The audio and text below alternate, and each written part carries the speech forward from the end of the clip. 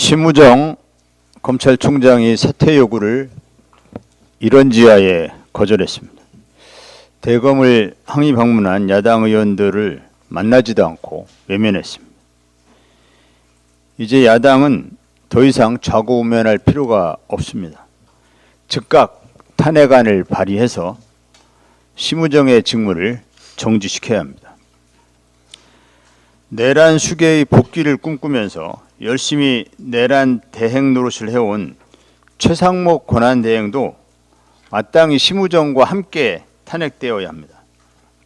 내란 특검의 수차례 거부권을 행사해 수사를 방해하고 국회에서 합의된 헌재 재판관을 내란 세력 눈치를 보느라고 임명하지 않은 것이 결국 저들의 준동을 부추겼습니다. 이미 헌법재판소 앞마당은 내란 준동 세력의 놀이터가 된 지 오래입니다. 이제 야당의 인내는 끝났습니다. 힘겹게 구속시켰던 내란 수괴가 풀려난 마당입니다. 민주당에 제안합니다. 오는 13일 임시회에서 심우정, 최상목 탄핵안을 동시에 처리합시다. 내란 수괴를 고의 내지는 중과실로 풀어준 내란 패거리 행동대장 심우정은 물론 헌재 무력화를 시도한 최상목 내란 대행에게 마땅한 책임을 물어야 합니다. 지금은 조기 대선을 의식한 표 계산을 할 때가 아닙니다. 묵묵히 국민만을 바라보고 가야 합니다. 지금은 국회가 할 수 있는 모든 것을 다 해야 합니다. 그것이 국민들에 대한 국회의 도리일 것입니다. 이상입니다. 네, 다음으로 정춘생 의원 현안 발언이 있겠습니다.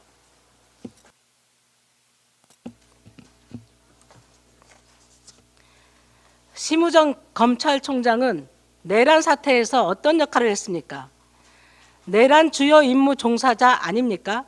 그렇지 않고서야 윤석열의 석방을 설명할 수 없습니다. 나라의 운명이 걸린 국면에서 심우정 총장은 권력자의 하수인임을 스스로 증명했습니다. 정적들에게는 먼지떨이식 수사로 없는 죄까지 만들고 조직을 지키기 위해서라면 명백한 범죄조차 없던 일로 만들 수 있는 것이 대한민국 검찰입니다. 별장 성접대 사건 김학의 전 차관 무혐의, 대기업의 커버나 컨텐츠 전시회 후원에 대한 청탁 무혐의, 명품백 수수 사건 관련 김건희 무혐의, 김건희 씨와 어머니 최은순의 주가 조작 사건 불기소, 김성훈 경호처 차장에 대한 구속영장 신청 3차례 기각 뿐만 아니라 명태균 게이트로 김건희, 윤석열 부부의 공천 개입이 밝혀졌는데도 검찰은 지금도 수사를 하지 않고 있습니다. 검찰 동호회 회장은 내란 속의 윤석열의 석방을 두고 회원들에게 도움과 협조로 윤석열이 구속 취소됐다며 감사를 전했습니다. 심우정 총장은 원칙에 따라 소신껏 내린 결정이라며 잘못이 없다고 변명과 거짓말을 했습니다. 심 총장은 위헌 소지 때문에 법원의 구속 취소 결정에 즉시 항고하지 않은 것이라고 했지만 2년 전 이번과 똑같은 사건에 검찰은 즉시 항고를 했습니다. 윤석열 구속 취소를 결정한 지휘원 재판장이 집필에 참여한 주석 형사소송법에는 구속기간 계산은 시간이 아닌 일로 한다고 명시되어 있습니다. 그때의 지기현과 지금의 지기현 재판장은 다른 사람입니까? 심우정 검찰총장에게 묻겠습니다. 지난 1월 26일 검사장 회의를 소집한 이유는 무엇입니까? 즉시 항고를 포기하도록 지휘한 이유와 근거는 무엇입니까? 윤석열 씨에게 면죄부를 주면서도 여전히 검찰의 중립성을 주장한 것입니까? 국가와 국민이 아닌 윤석열을 위해 법기술을 부리는 심우정 총장을 즉각 탄핵해야 합니다. 검찰도 이대로 둘 수는 없습니다. 조국혁신당은 검찰개혁 4법을 당론으로 발의했습니다. 만약 검찰개혁 4법이 통과됐다면 애초부터 수사 적법성 논란이 발생하지 않았을 것입니다. 검찰의 구속기한 연장도 없었을 것이고 구속 취소 결정도 즉시 항고 포기도 없었을 것입니다. 검찰개혁은 대선 후에 해도 늦지 않다는 말은 검찰개혁의 의지가 없다는 뜻입니다. 지금 검찰 개혁을 미룬다면 검찰 권력은 여전히 살아남아 괴물 검찰이 되어 권력을 지키기 위해 지금보다 더한 온갖 만행을 자행할 것입니다. 검찰에 대한 국민의 분노가 하늘을 찌르고 있습니다. 군사 독재에 이은 검찰 독재, 그 악몽은 이번으로 끝내야 합니다. 민주당에 거듭 요청드립니다. 검찰개혁 4법을 즉각 처리합시다. 김대중 대통령님의 말씀으로 마무리하겠습니다.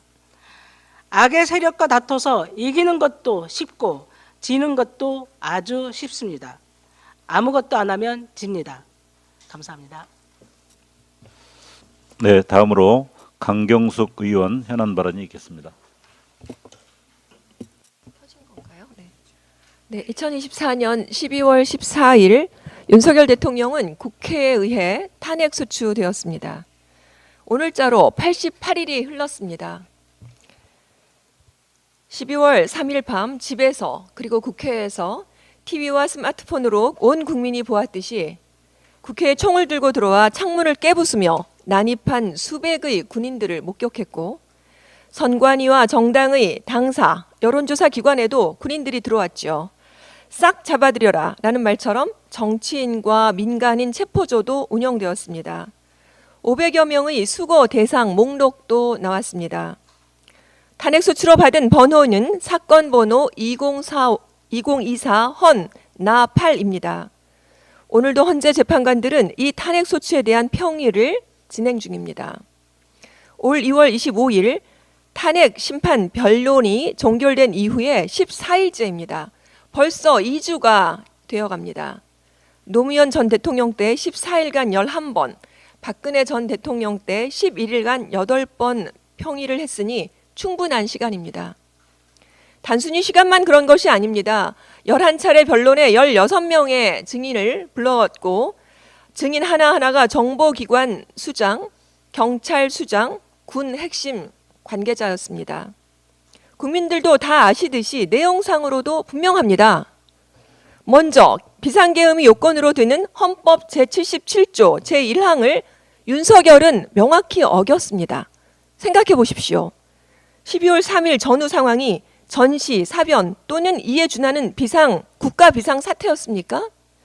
공공의 안녕 질서를 유지할 필요가 있었던 때였습니까? 비상계엄 선언상의 북한 공산 세력의 위험이니 파렴치한 종북, 반국가 세력도 근거 없는 윤석열만의 주장임을 만천하가 다 압니다. 계엄령 제2조의 계엄 사유가 발생한 경우 국무총리를 거쳐 대통령에게 계엄의 선포를 건의할 수 있다는 규정조차 어겼습니다. 한덕수 전 총리는 전혀 알지 못했고 저를 거치지 않았다라고 진술하지 않았습니까? 다수의 국무위원들도 정식 국무회의가 아니라고 진술했습니다. 계엄 포고령은 또 어떻습니까? 포고령 1호 1조 국회와 지방의회, 정당의 활동과 정치적 결사, 집회, 시위 등의 일체의 정치활동을 금한다는 조항은 헌법과 개헌법 어디에도 부여하지 않은 권한입니다. 이제 헌법재판소는 좌고우면하지 말고 심판 선고일을 알려줘야 합니다. 이미 충분한 증인과 증거, 변론과 평의를 거쳤습니다. 이번 주는 하늘이 두 쪽 나도 심판의 결과를 발표해야 합니다. 헌법재판소법 4조에는 재판관은 헌법과 법률에 의하여 양심에 따라 독립하여 심판한다라고 되어 있고, 제9조에는 재판관은 정치에 관여할 수 없다라고 적시되어 있습니다. 헌법재판소를 누구도 흔들 수 없습니다. 극우 세력도, 내란 동조당, 국민의힘도 흔들 수 없습니다. 민주주의로 만든 87년 헌법 이후 5만 1247건을 처리하고 위헌성 결정도 2173건을 처리한 헌법재판소입니다. 다시 한번 이 말을 반복하고 국민의 이름으로 금주 내 조속한 심판을 촉구합니다. 헌법재판관은 헌법과 법률에 의하여 양심에 따라 독립하여 심판해 주십시오. 이제 현재는 윤석열 탄핵 심판을 이번 주 안에 마무리할 때입니다. 이상입니다. 감사합니다.